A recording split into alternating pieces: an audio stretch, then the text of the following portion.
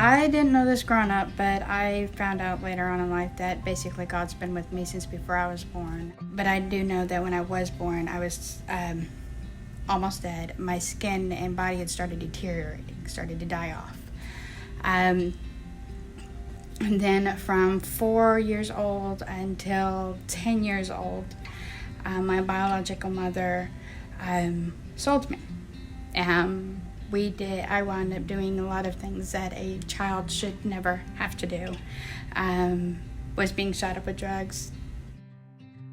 My dad got custody of me, and my stepmom, she started showing me what real love was, unconditional love.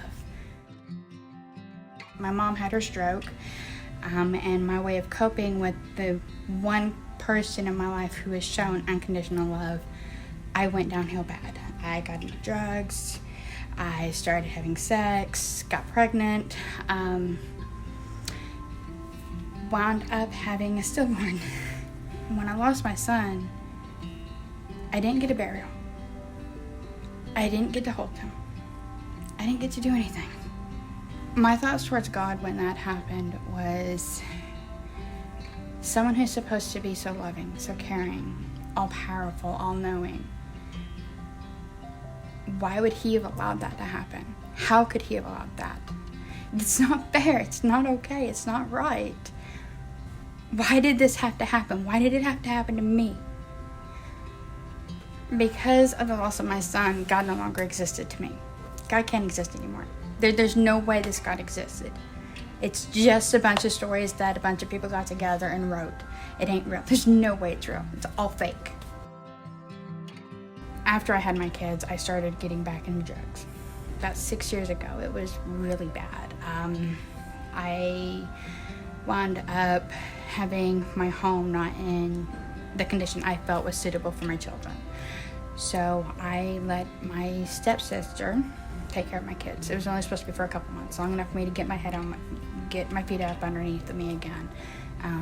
Well, during the time period she had my kids, a month and a half later, I got arrested. Spent 5 months in jail. My niece, Valerie, would come and see me every week in jail. And every week she came, she'd say, when you get out of jail, you need to come to church with me. Anytime she asked, no, I'm not going to church. I don't believe in God, Valerie. You know this. Don't ask. But she kept at it, and she kept at it. Finally, one week, I'm like, fine, I'll go with you one time.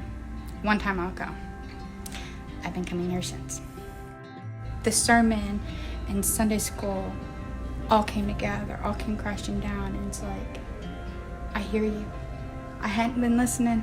I hadn't heard you before, but I hear you now. And then it was like, at that moment, it's like, wait a minute here. You've been with me since before I was born. You have kept me alive all these years. Yeah, I lost my son. But with the loss of my son, I can now understand other people's pain. I can help them if they need it. Because of God, I was able to get my kids back with the help of God and my church family. I've got my kids in my life. We've had issues, of course. I have fallen and stumbled.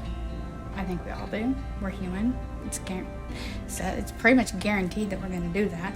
I've got my family and my husband, and I've got my church family, and through my church family, I've got a wonderful home. The people here, that's who matters. And the people here made me feel, even as a convicted felon, like I'm at.